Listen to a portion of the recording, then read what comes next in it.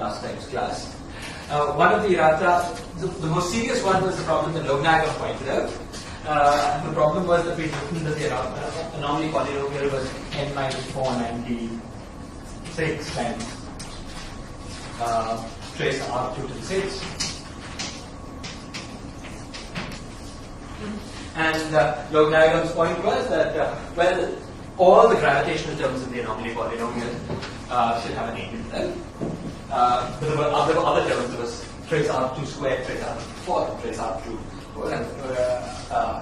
cube, and where is that gone? And the answer is that I was blindly copied down the formulas from Pulchinski's textbook. Pulchinski's textbook has a typo. This is completed with blah blah blah. I can tell you what it is. It's wherever it is from a single I8. So. Yeah.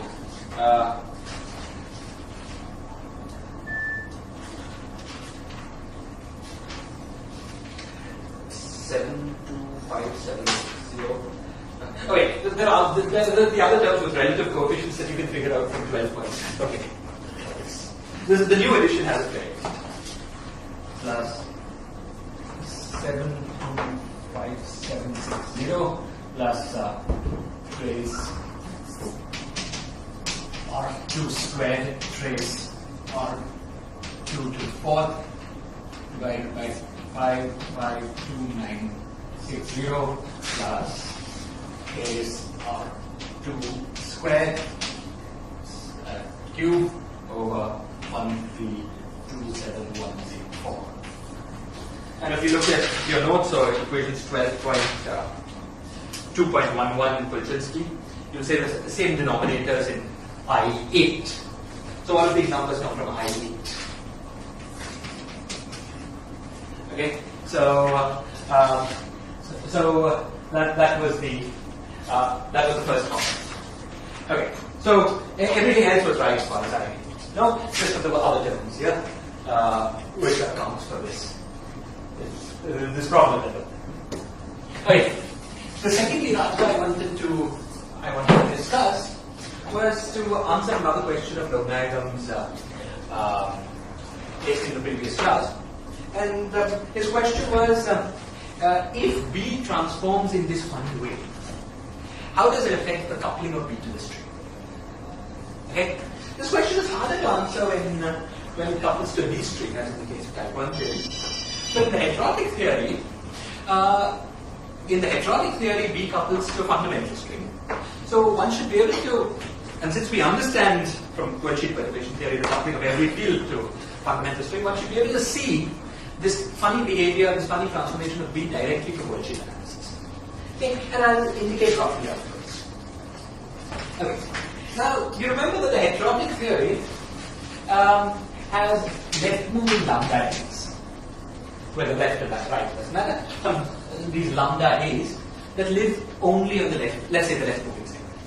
So we're working with dimensions in which the left moving sector is bosonic, the right moving sector is superstring, and there were these lambda a's, there were 32 of them, lambda a's on the bosonic side, giving you the sectoral charge 16. Okay, just for definiteness, let's work with the SO32 clearly. Okay, so in this theory, we got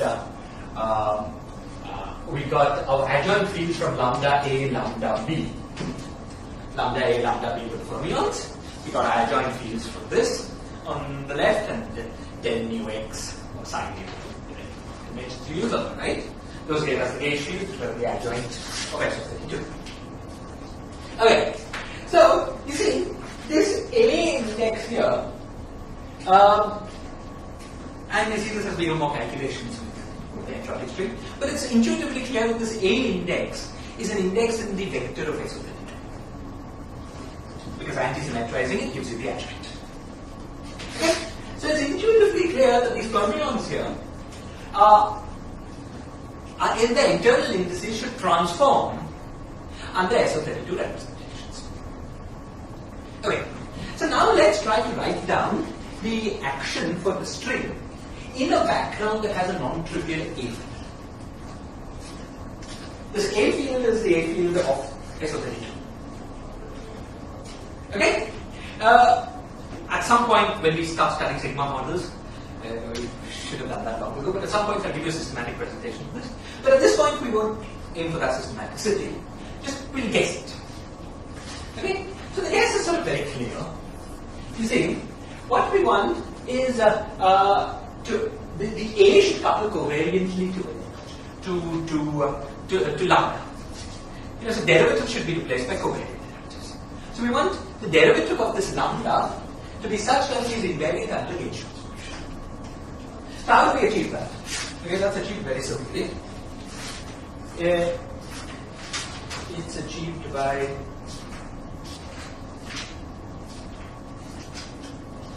just to get the factors straight, it's achieved by del z bar, for instance, of lambda.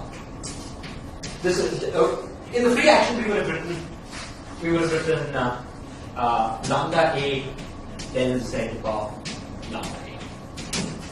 This is the action we would have written in flat space without any gauge field, and this del z bar there would have just been the usual z bar derivative. Now we've got a background A field. This has to be replaced by the following object. By the object where this object is replaced by dz bar, okay, minus I a b mu of x dz bar of x acting on lambda, and then here there's a delta ab acting on lambda.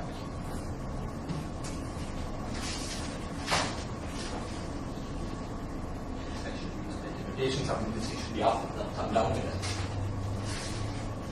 It's all flat. Okay, so this is my claim. Now I'm going to justify it. First, is it clear what it is? Is this clear? So I have del z bar acting on lambda a. Okay? So let me write an equation.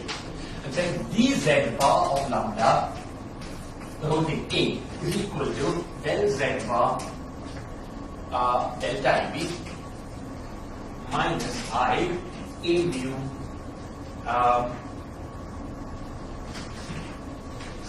mu AB del z bar x mu acting on lambda. I'm saying that this is the replacement we need to make in the action if we want to work in the background of some heat. Okay. Now, is this reasonable? What is the principle that governs this relation? The principle is gauge invariance. Okay? We want our action to be invariant under lambda A goes to lambda A goes to I omega A B lambda B, but this thing is a function of x. Okay? What? Lambda goes to lambda x. So delta lambda is to this. And delta A mu A B.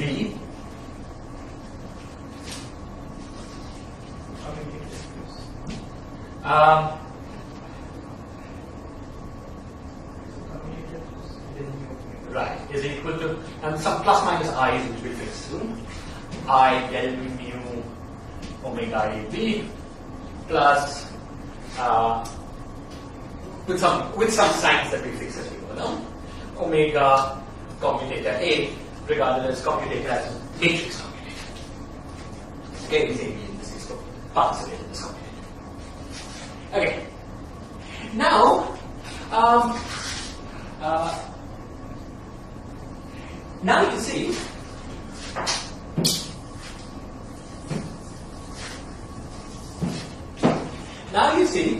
that under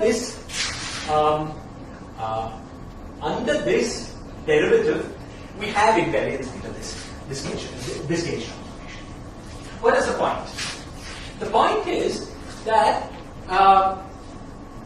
under such a transformation, this derivative would not be invariant. The ordinary derivative would not be invariant because this transformation, omega id is a function of x is a function of sigma, and therefore omega id is a function of sigma. Is this clear? So this is some sort of SO32 rotation. So think of it from the point of view of the world sheet. On the world sheet, we've got these 32 fermions.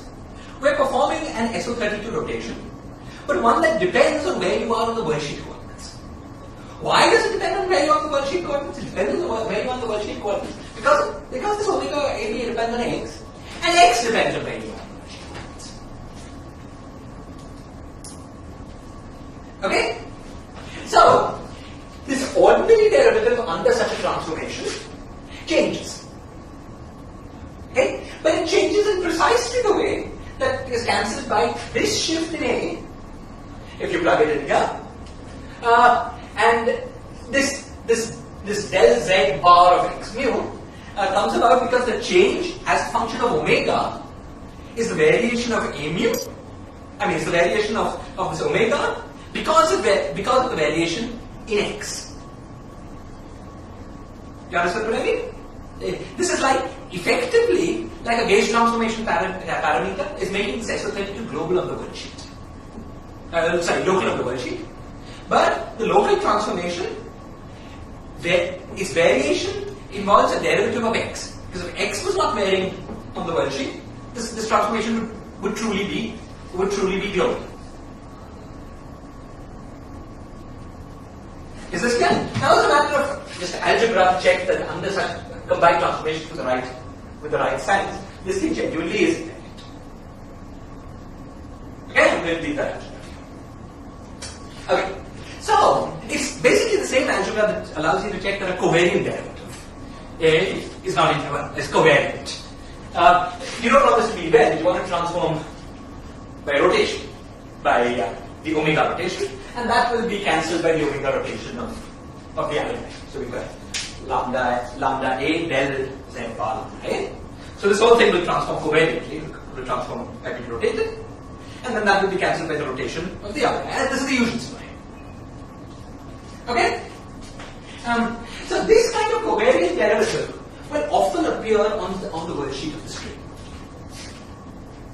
Okay? We will have some gauge field, and then that will become an effective gauge field on the world volume of the string by coupling with some derivative of x. Is this clear? Okay. So the main point that we've understood so far is that we can and in general will write down a classical action on the world sheet of the string that is classically invariant under gauge transformations. Now, there's an interesting question. And the interesting question is this also quantum mechanically invariant under gauge transformations? Firstly, the answer is not obviously yes, because these fermions are chiral. In fact, the answer is obviously no, because the fermions are chiral. And we have worked out in the previous lecture, in fact, for the case of the U1 theory, it's easily generalized to at least the quadratic order the UN theory. Quadratic order makes no difference. It's the same calculation between these calculations. Okay? We've worked out how the action of a bunch of chiral fermions on the world sheet changes. Okay? We worked out how it changes under a change in the background gauge field that couples to a local rotation of these fermions. Okay? In the language that we used in the last class, we were using the language of current algebras.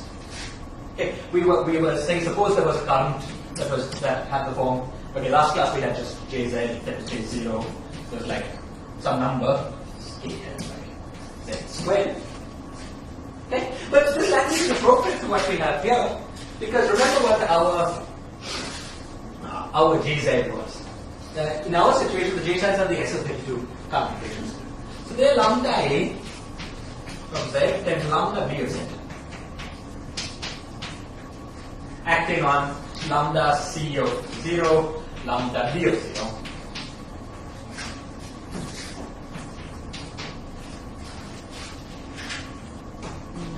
In the simplest situation, I just choose C and D is equal to A and B, depending on the one situation. Oh. So this plays the role of J.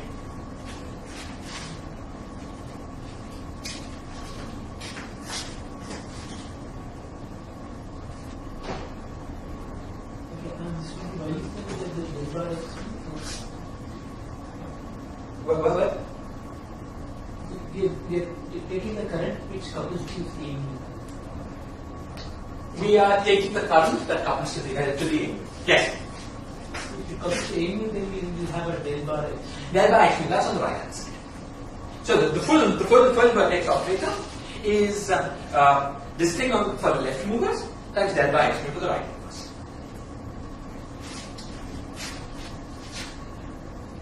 Okay? Now, we are interested in, you see, we've got a current algebra purely on the left moving side. And we are interested in how this transforms under the rotation purely on this left moving. Okay? So these are the currents of that current algebra. Sorry.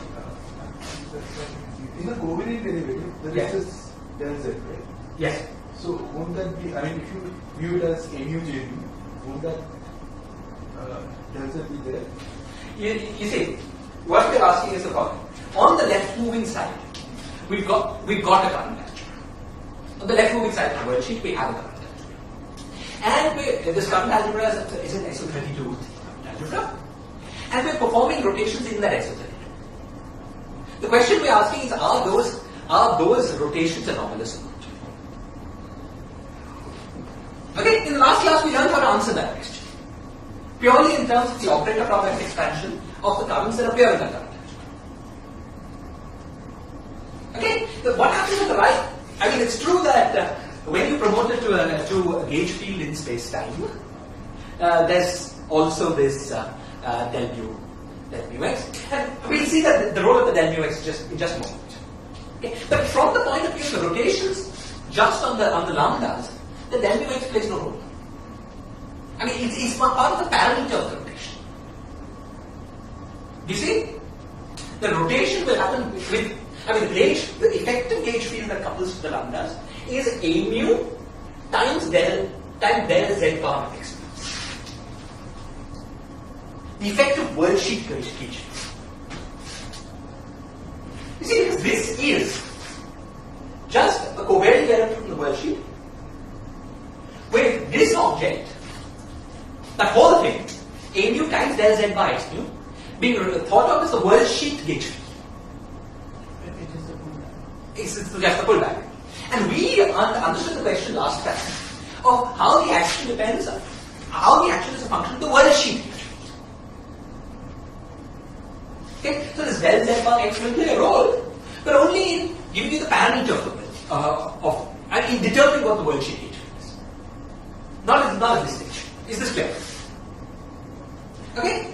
Now, you see, just because these were both dimension half operators, this gives you a dimension 1 operator, it falls into the class problems we studied last time. Okay? And in particular, this thing will go like 1 by Z. If we choose AB equals CD, otherwise there will be the appropriate delta. Delta A, delta C, delta B, delta D minus the other way around. Okay? So the analysis we did last class for how worldsheet currents transform under chiral rotations, how the worldsheet effective action transforms as a function of the worldsheet gauge field under gauge transformations of that worldsheet gauge field applies. Okay? And what did we find? We found that when we've got, see, this is a left moving current algebra, there's no right moving counterpart. So this is the case where we have Kn equals 1 and Kr is equal to 0. Okay? So what did we find? We found, if you remember last time, quote you the formula from last time.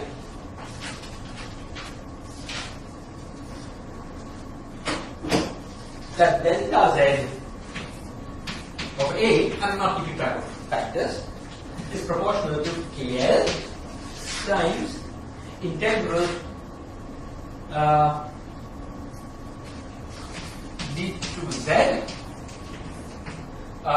lambda. Now I'll generalize this non-immediate case. So it was lambda A, in our case that would be omega AB. Okay, so in general it was lambda A times del z bar times K times del z of AZ bar.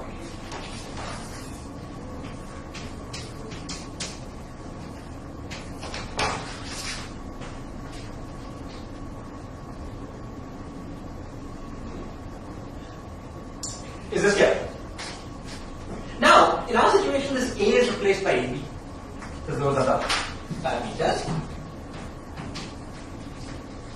Lambda is omega. And this is the most interesting thing. What about A? What is this A? The effective A, and this we discussed when is the product of this. Okay? So the effective A is the product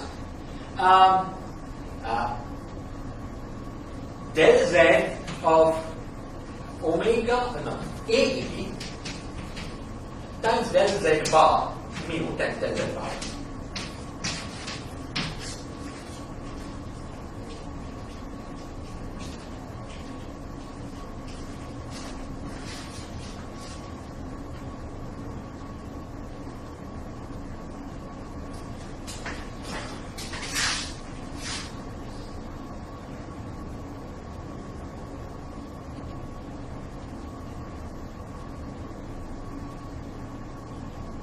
Okay. Now, such a variation, there's a term in this variation that comes when you hit this del z on AAP of x of t. Okay? Such a term contributes KL times d2z omega AB times AAP del z x mu del z bar. X, let's call it the same mu, x mu times del mu A mu of it.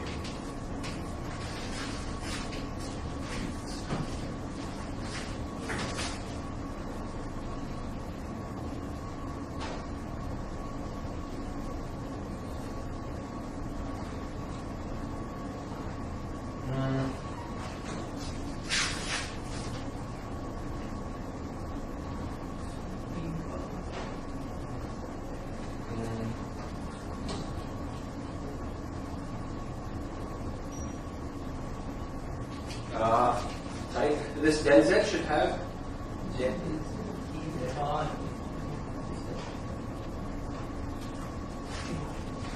what is the bar? Yeah.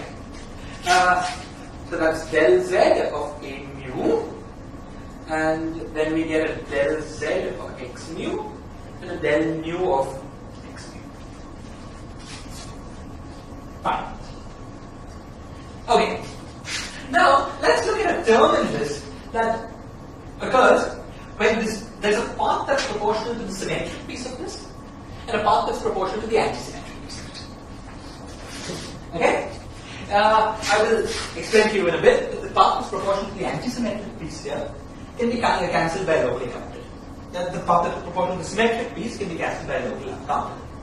So let's focus on the path that's proportional to the symmetric piece, the antisymmetric piece.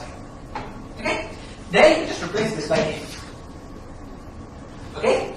And now you see that this is precise. So what you see is that this, now the worldsheet action, therefore, is not invariant under H transformations. But, this is okay. But is precisely of the form that the lack of invariance is precisely of the form. Remember that the worldsheet action also contains a coupling which is B mu nu.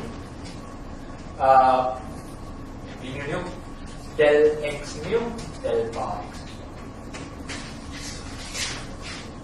So this variation is precisely cancelled if there is a variation in B, okay, where the gauge transformation of B under the A gauge transformation is trace of omega times x.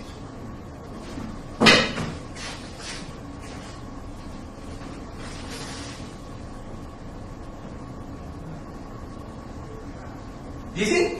So what's the principle? The principle is that gauge-time space transformations, space-time gauge transformations had better always be precise symmetries of the theory, whereas the theory is not consistent. Okay? But we find by explicit worldsheet calculation that under a space-time gauge transformation, the worldsheet action is not invariant.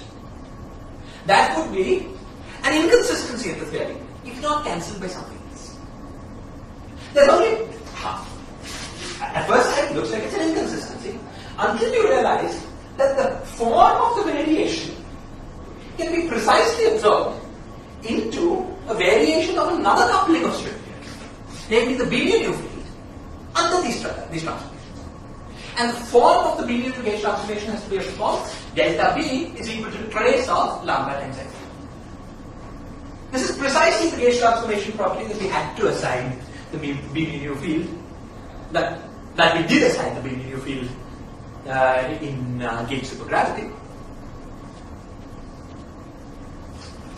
Okay? And this gives you the logic of that from the point of view of string theory. Now there are two things I've left undone. Okay, I'll just, because we should go on, I'll just leave you to fill in the gap. Basically, I've only taken this antisymmetric part of this. There's something else I throw away the term where I have del z acting on del z here. All such things either are zero or can be cancelled by the appropriate local counterparts. And you would also get the terms? Our analysis last class was quadratic. So you would have to go beyond 2-point functions to get it. You would have to analyze 3-point functions. If you did that, you would also get it. But at the level at which we've done the analysis, you won't see it. Okay? So I want this was just to explain to you from how the funny transformation of B is reflected in string theory. It's reflected in the fact that the gauge transformations in string theory would have been anomalous had it not been for this funny transformation. This function is also transforms the other gauge. So why doesn't it transform the metric and the diameter? What? This particular term. Yeah, which is a question that like in the statement that you made that the symmetry part is cancelled. Yeah. Basically, it's possible to cancel this kind of counterparts. You don't need any of that. You see? Okay, do you want to check that the symmetric part is cancelled by counter term? Yes. So what? I think it's just an A kind of. Let's check that. So how does that go? So suppose we have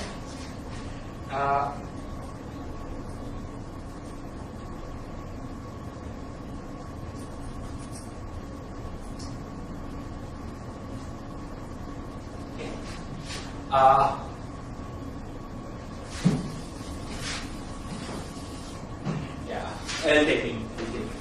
So we want the variation of something involving A to cancel something symmetric like right. So what about A mu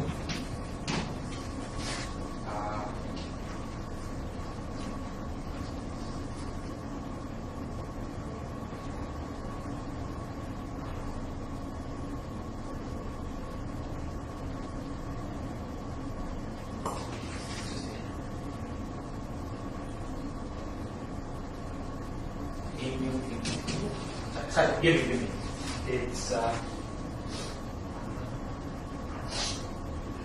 so we want this omega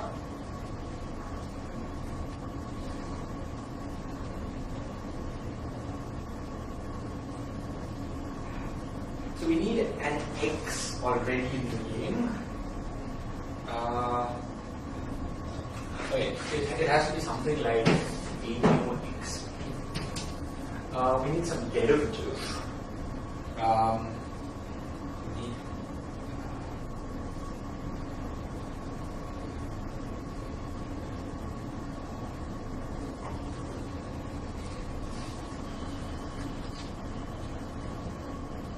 Okay, let me just first work out what this is, and that will guide us to the answer. This makes the translation. I know. We need a derivative. Yes. Wait. Okay. So what's the variation of A mu? So delta of A mu is equal to omega A B. Times del mu. Let's say at quadratic order. Which is del z bar, del z x mu. Which is no, this is just a variation of mu. So what about A mu?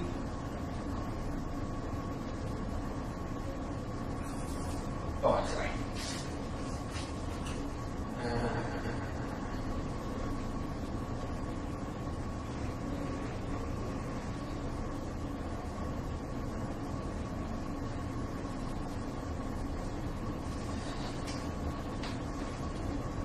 Okay.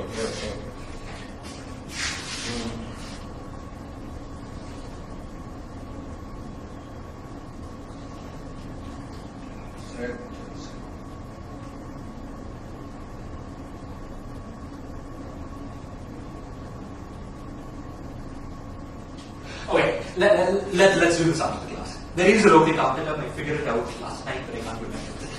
Okay, there's some local counter term that cancels this. I'll tell you what it is after the class. But that's the reason you don't need to change the name. Okay, it's just we should waste time on camera.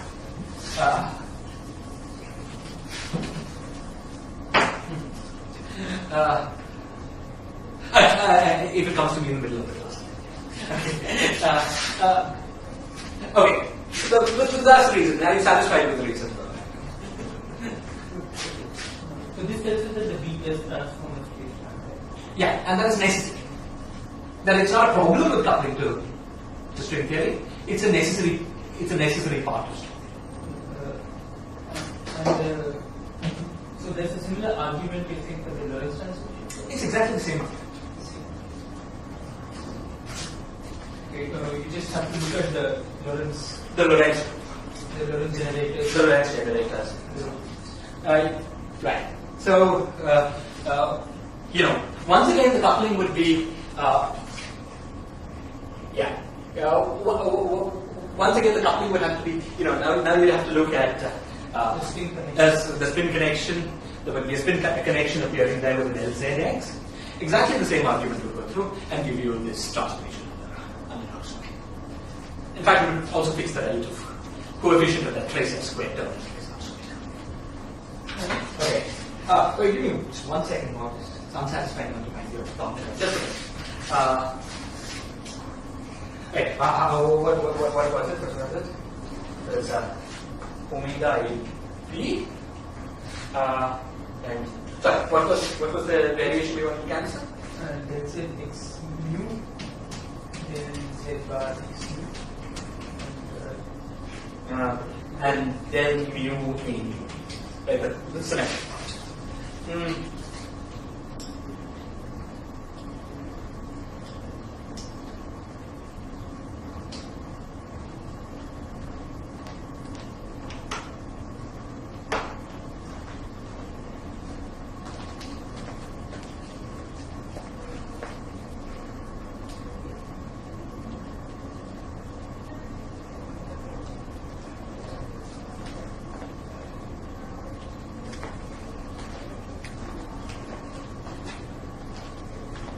Okay, so an A field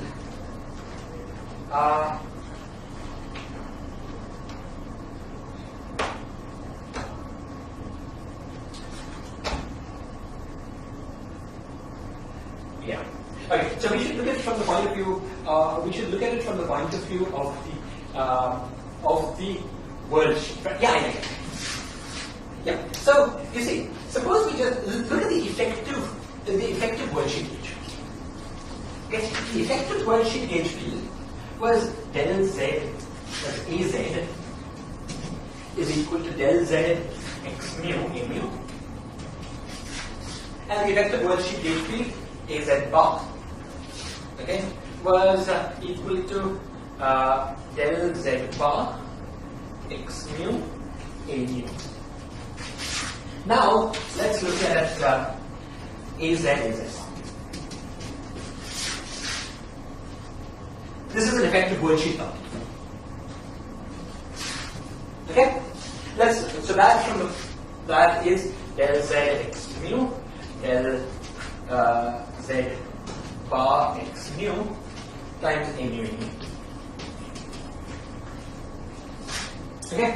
Now the variation of this guy here is d mu of omega, and that is that.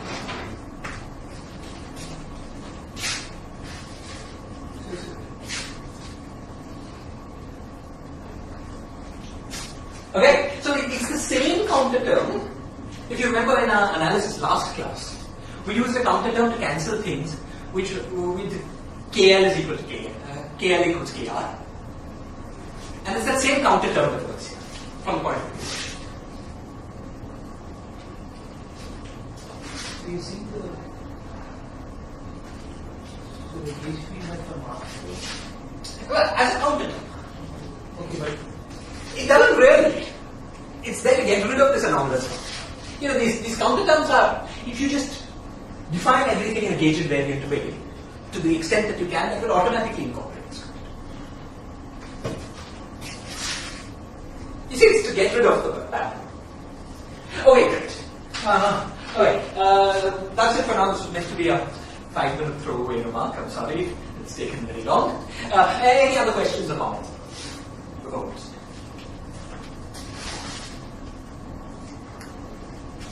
Okay, fine. So now let's continue. So we declared ourselves satisfied with anomaly analysis, and we were planning to we declared ourselves satisfied with anomaly analysis, and we're planning to turn to the study of superstring interactions. Okay, and I told you that in order to do that, it would be useful for us to understand superconformal field theories and avoid geometric superstring. So let's start the discussion. So,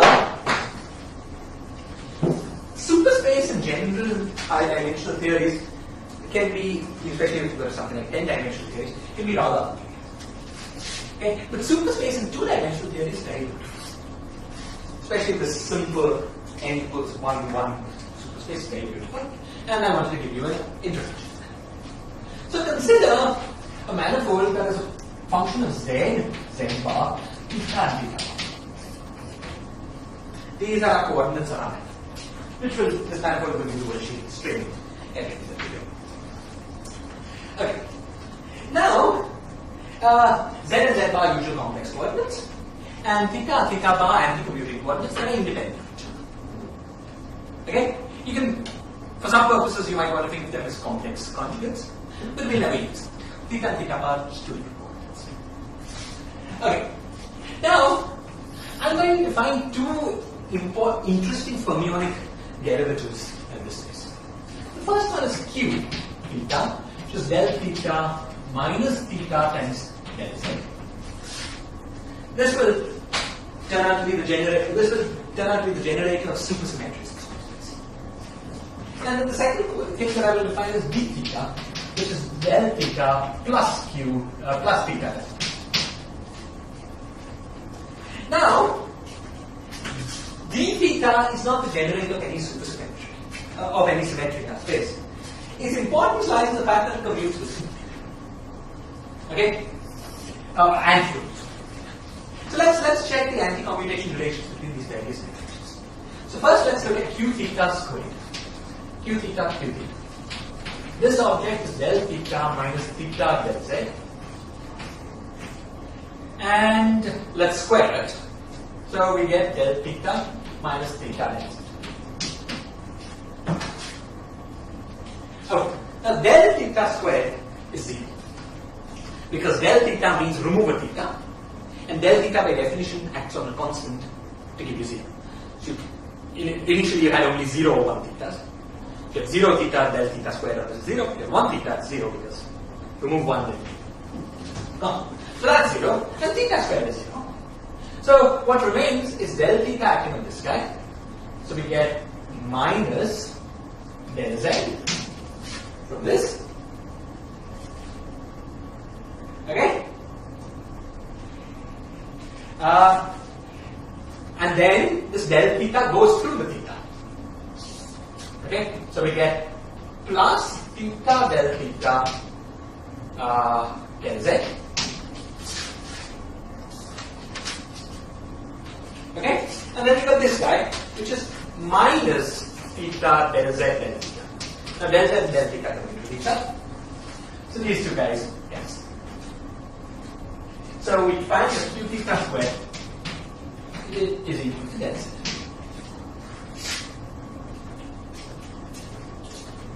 Very similarly, well, in this case minus del z. Minus del z. Very similarly, we find that d theta squared is equal to del z. The same kind of pattern.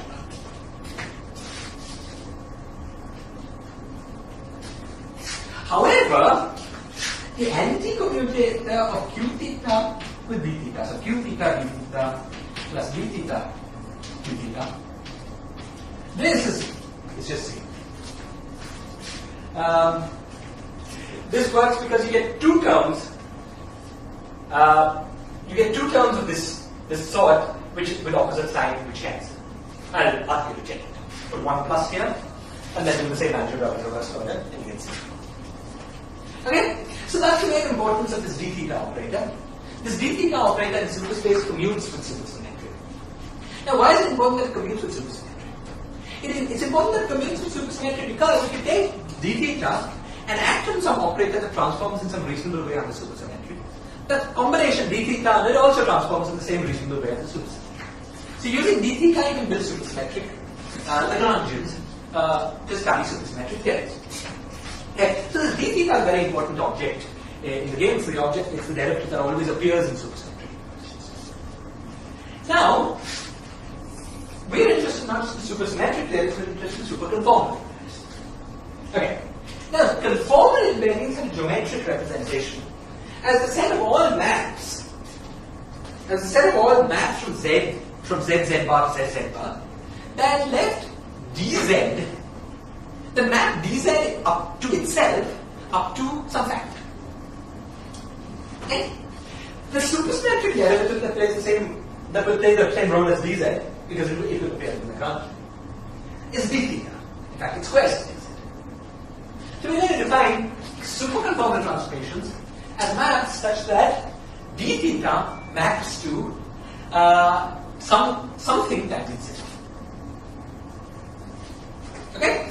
So we're looking for theta is equal to theta of z bar theta bar. Theta bar is equal to theta bar of z bar theta bar.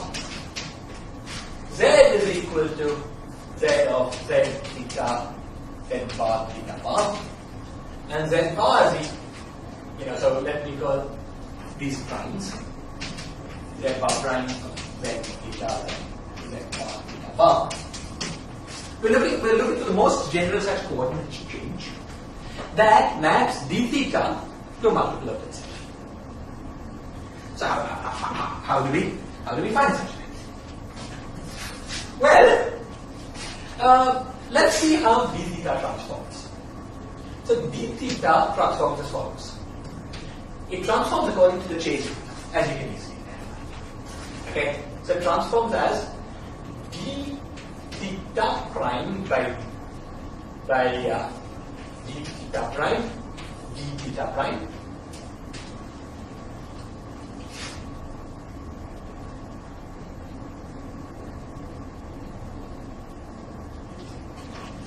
plus this prime. This is d theta prime plus d z prime by d prime. What am I doing? This is theta plus okay, let me write this here. D theta is equal to d theta theta prime plus d theta z prime dz prime plus d theta theta bar prime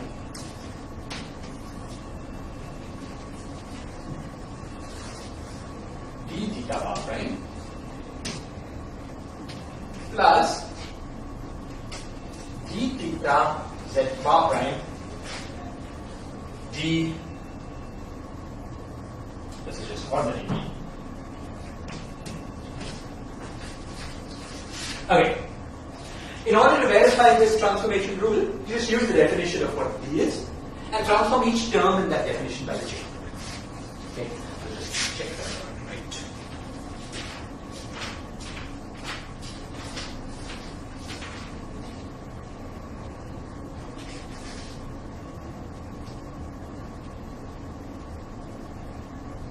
I'm sorry. This is with all these being these. D theta prime, d z prime, d bar prime, d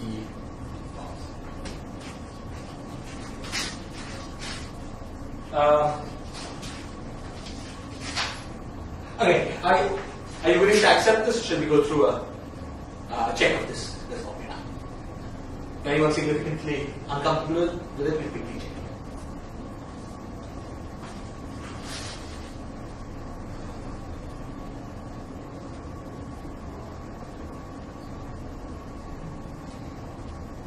Is this okay? Shall we check? So theta del z. What? Del theta is, the capital D theta. Yes. So the only thing to check is that all the theta. The theta is basically coming to completing these guys. That's the thing to check. It's 2 minutes algebra. I checked it last night. But you want to check? No, I'm going to check. Let's check. Okay. Now let's do a simplified check. Let's ignore theta bar and z bar. Suppose it's just theta is a function of z and theta. Okay, fine. So we have d theta is equal to del theta plus z. Plus theta L z. And now let's use the chain rule of each of these guys. Okay. So this is equal to del theta prime by del theta d theta prime plus del z prime by del theta d theta. And then we have to check here. Okay, so you get plus theta into del theta prime by del z d theta prime plus del z prime by del z dz.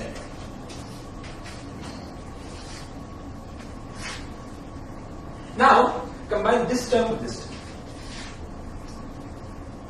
That's d theta theta prime, and combine this term with this term. That's d theta z prime. That gives you the first term. And similarly we have theta z. Okay, so it's just simple obvious algebra. Fine. Now we have this algebra with us, and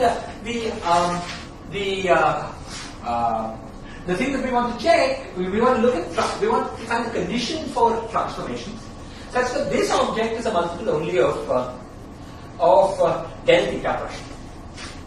So the first thing that needs to be true is that these two coefficients must vanish. Because del theta prime is some linear combination of these two guys. Okay? So it must be that d theta of theta bar is equal to 0 and d theta of z bar. That must be true. Okay? But we've already seen that d theta bar squared is del z. And so that tells us that del z of theta bar is equal to 0. But if del z of theta bar is equal to 0 and d theta of theta bar is equal to 0, then del theta of theta bar is equal to 0. Because d theta is a linear combination of del theta and del z. Okay? So this tells us that theta bar is a function theta bar prime. Theta bar prime is equal to theta bar prime of theta bar and z bar. And similarly for z. Z bar prime is equal to z bar prime of theta bar.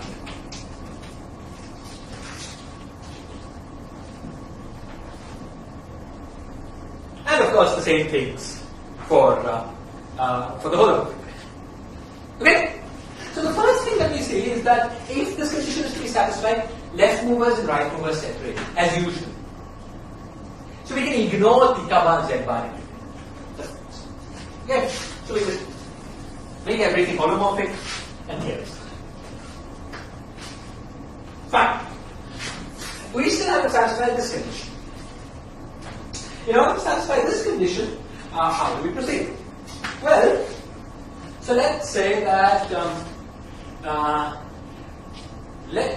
now let's expand. Let's suppose that z prime is equal to, let's use Wilson's notation. So z prime is equal to f plus theta gh. F of z plus theta g of z. Just the most general possible answer.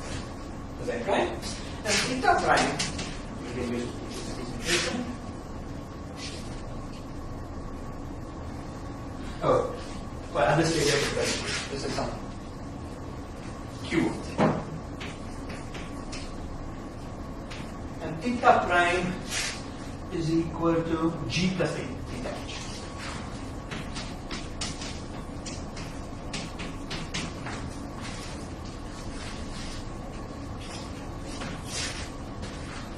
Okay, so now what do we do? Now we plug these into here and equate. What do we want to equate?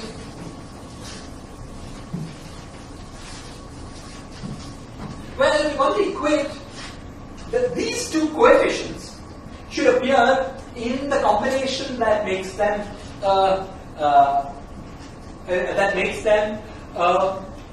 d theta prime. So that means that this thing should be equal to this thing times theta prime. So we want the condition that del theta of z prime should be equal to del theta of theta prime times theta prime. And, yeah.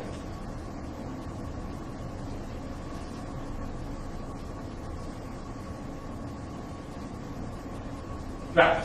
So this is the condition that we want to solve. Now we just plug it. So, I mean, it's just a pain in the neck. Do it. So let's do it. That's d theta plus theta del z acting on f plus theta q has to be equal to d theta. So that's d theta plus theta del z acting on g plus theta h into g plus theta h.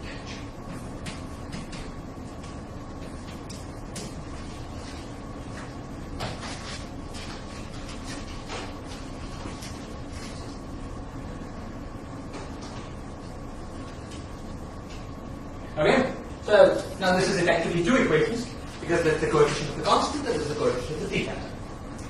So let's obtain both guys, which is the simpler guy. It's the coefficient of the constant value.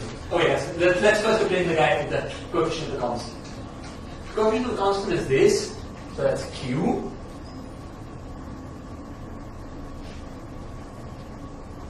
And that's it for me. From this side, it's just Q. Because everything here, yeah. So coefficient of the constant from here is Q. And from here is what?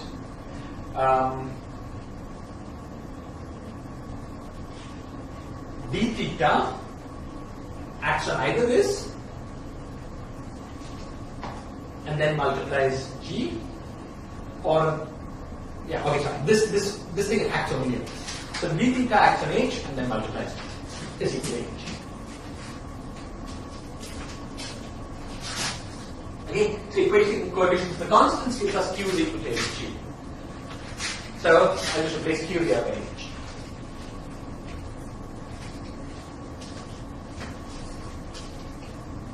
Okay, now let's equate coefficients of the theta terms. Okay, let's do it. So the coefficient of the theta term is what? This thing multiplying this thing from here. So theta del prime, that's f prime. Coefficient of theta term is f prime, and from here what do we get? We get is equal to g prime g.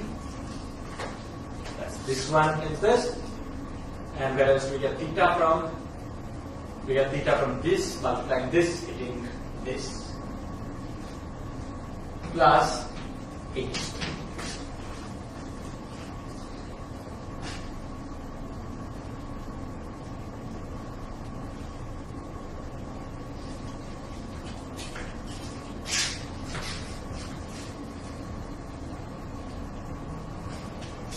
Okay? Now it's important to remember that G and G, that G is anti-commuting. Okay? H and F are commuting. G is anti-commuting, H and F are commuting, and of course this is anti-commuting. So G prime G is not the same as G prime. It's minus infinity. So we can solve this where I get H is equal to plus minus square root of F prime plus G prime.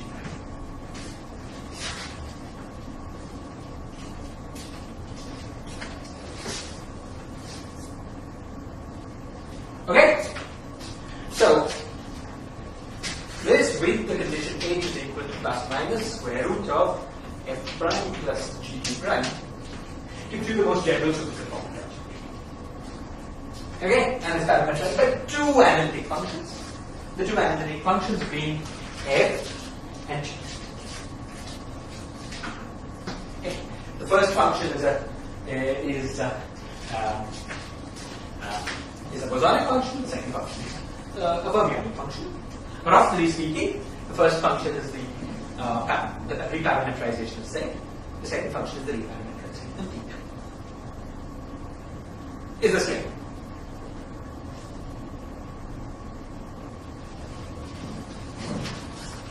Okay, so this is all a little unfamiliar, but it's the supersymmetric analog of ordinary conformal transformations that are just analytic reparameterizations.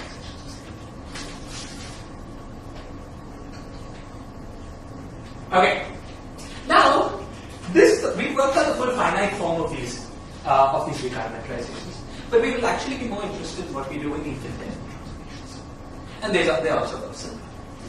So let's take this and make it infinitesimal. So suppose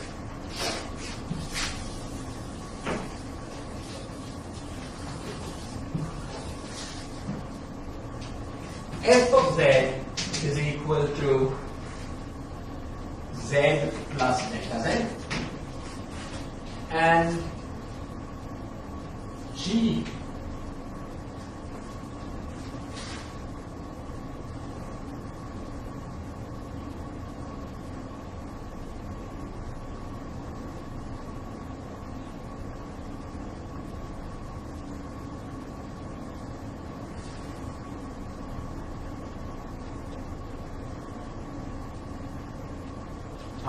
and h of it That's right. And G is equal to, let's call it.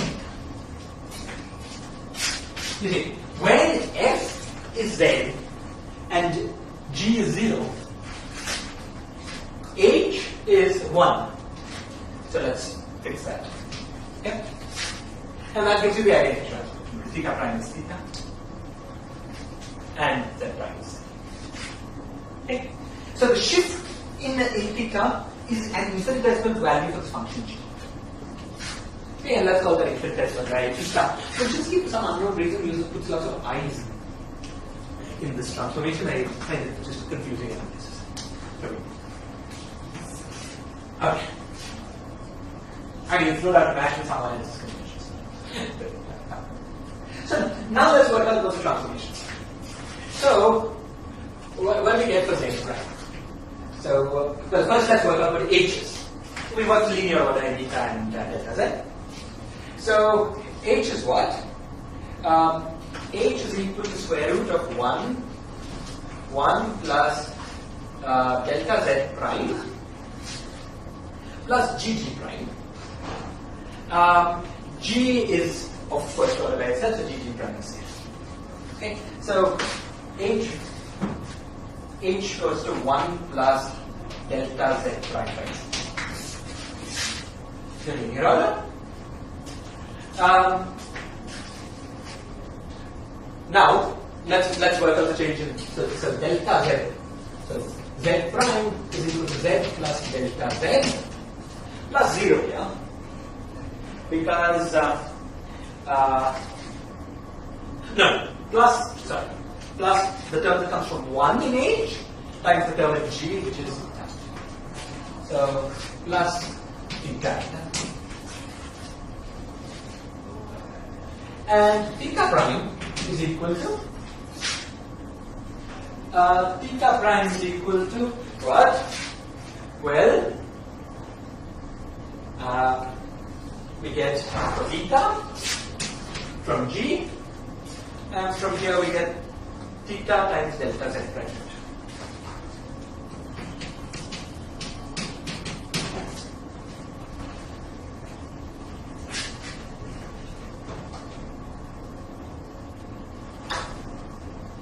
Delta Z.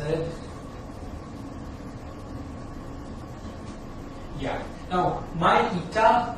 If you replace my theta with minus I times theta, you get Brzezinski's formula to that point.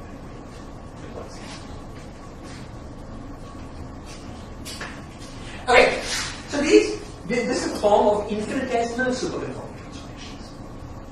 Now you might ask, in what sense are these superconformal transformations? I mean, we had an independent notion of superconformal transformations, namely the coordinate changes generated by the generators of superconformal. Okay, and you can check you can do the following exercise to check the following fact. Suppose you take you've got some coordinate changes. Okay, so you've got some vector fields that generate these coordinate changes. Okay, now you can look at the commutators of these vector fields. Okay, these commutators will be precisely, I'm ignoring the anomalous term, will be precisely the commutators of the corresponding generators of the superconformal transformation. If you make the identification,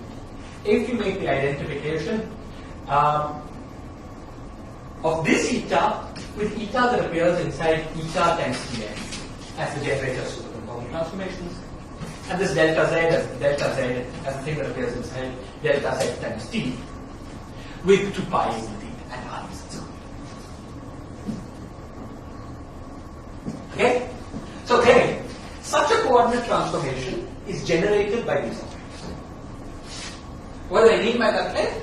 The first thing I mean by that claim is that these two that the coordinate transformation that the commutator of the killing vectors obeys the same algebra as the commutator of these generators modulo anomalous terms.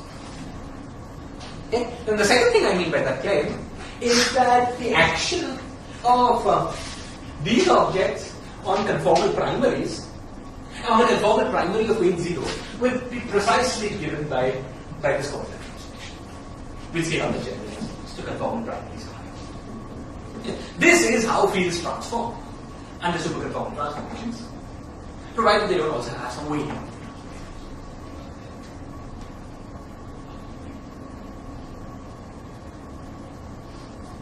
Okay? Both are algebraic statements that you can check. Okay? And so this gives you a sort of geometric notion of superconformal. Okay, let's move on.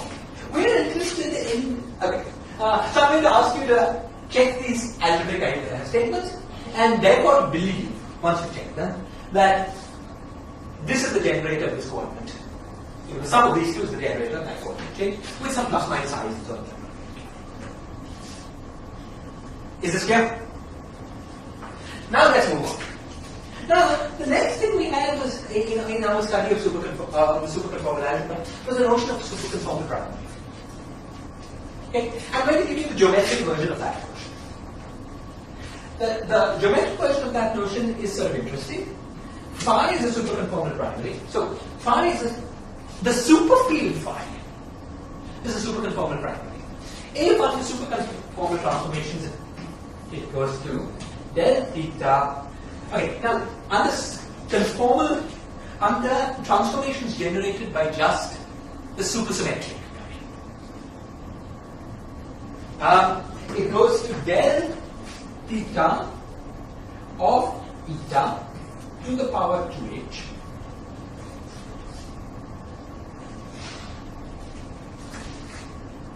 times phi.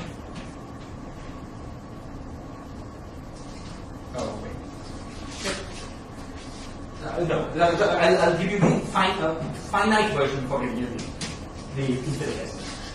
Del theta prime to the power 2h and similar del theta bar prime to the power 2h times phi prime of z prime theta prime and similarly the mass.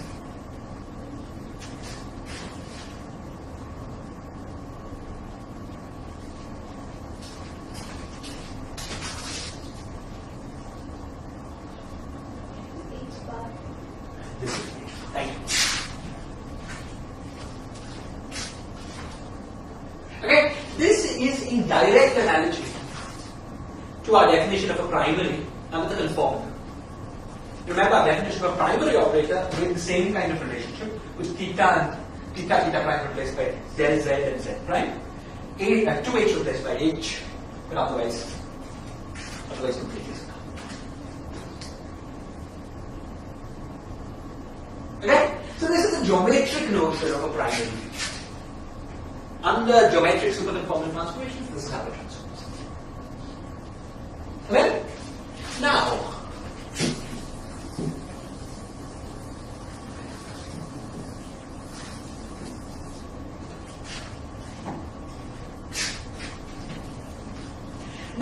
let's take this relationship, work only on the holomorphic side, just to have formulas that we write in the word, and work it out for an infinitesimal coordinate.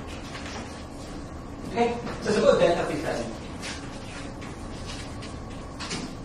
Then what do we get? So we get phi of theta z is equal to del theta of theta prime. So that gives us del theta of theta plus theta. So I'm looking at superconformal transformations where only eta is turned on. You have an infinitesimal parameter that's only eta. So I'm doing only a supersymmetric transformation, not also a conformal transformation. Okay?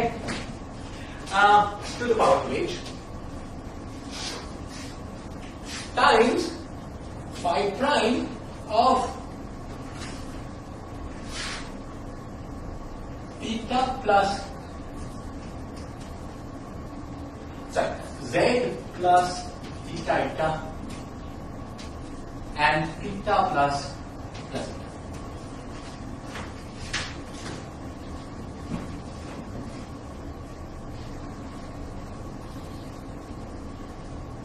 So now phi prime is phi plus delta phi. Okay?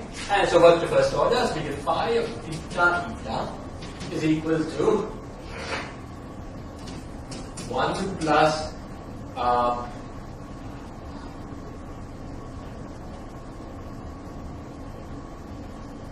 I'm sorry. This should have been d theta, right? So there was also a theta del z theta down here. Sorry.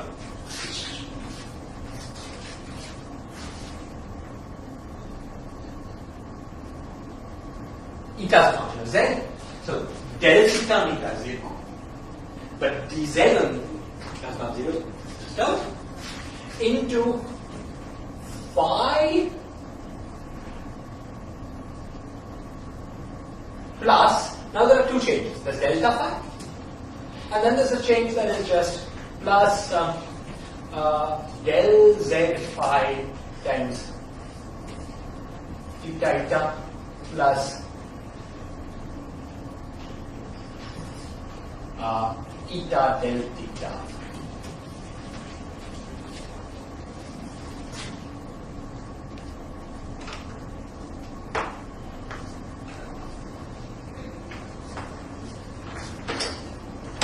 Okay, is this here? So now what do we get? We get delta. We get a formula for delta phi. So this pi cancels. Delta phi is equal to, and then there's a minus theta del z theta on phi plus del z phi. Let's put it here. Theta eta del z phi plus eta del theta.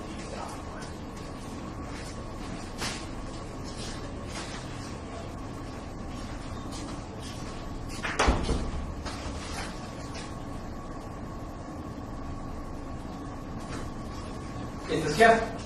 Let me check. And of course, oh, I'm sorry. This thing was also the part 2h. So there's a 2h here. So there's a 2h. So 2h theta del theta.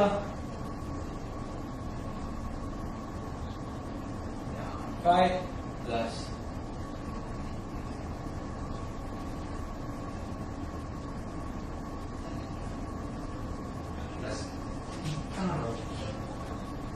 right. Okay, there's one more step of processing that I want to do here. Look at this combination. This combination has eta multiplying del theta phi and eta multiplying theta times del z. So this, but if I take the eta to the left of this, I get a minus. So this is equal to minus 2h theta del z theta phi plus eta times q theta.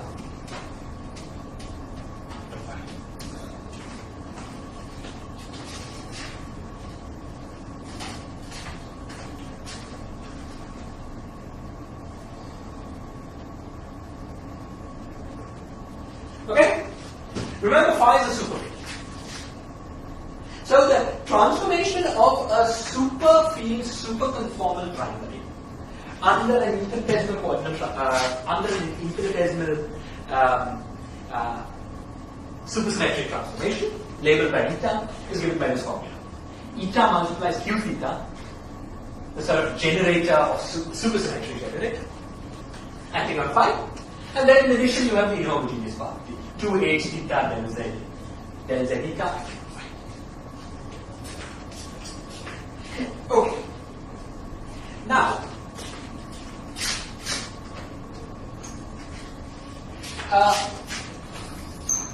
all of this was being done for a reason. No, I won't get to the reason today. Okay. Now we got this lovely formula here. But remember that this formula here was supposed to be associated with the transformation. So suppose phi was equal to the inverse notation O plus theta phi.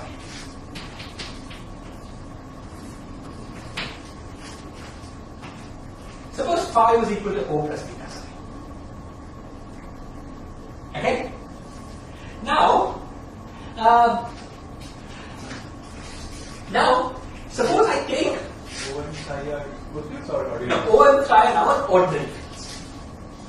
Okay, so now I act on this object with integral eta times Tf, or maybe what I call G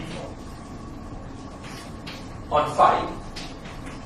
That's the same thing as integral eta. So this holomorphic contour integral, the usual thing. Times Tf on O plus theta psi. Okay? This I should be able to equate to this object. Okay? And that will tell me all about the OPs of Tf on O and Tf on psi. Okay? So independently I know I substitute phi is equal to O plus theta psi here. And these OPs will allow me to, so it tells me what the OPs of Tf on O and Tf on psi should be. Okay? Now, we want that probably in the next class to process all the information. But in this, let's immediately do it for a very simple special case, namely eta is equal to constant. If eta is a constant, then this term goes away. So all we're left with is this term. Okay?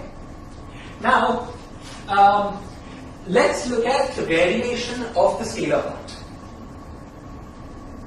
The scalar part varies just as eta and q theta on phi.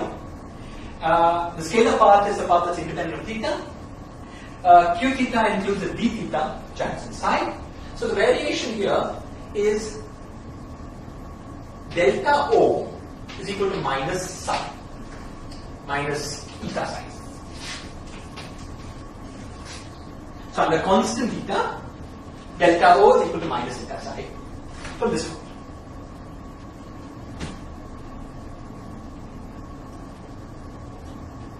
Right? Okay? But now if we look at eta is equal to constant and we expand the Tf in the usual way. So we've got a constant and then we have Tf is equal to Gm divided by Z to the power m plus 3 halves. Why 3 halves?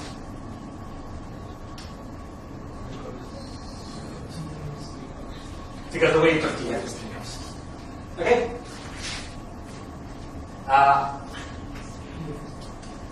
The weight of theta, right. On phi, you see we want the pole part here.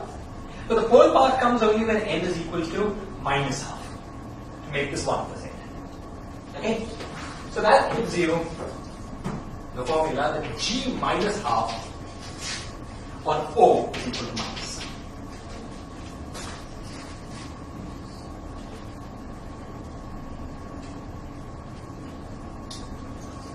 Okay?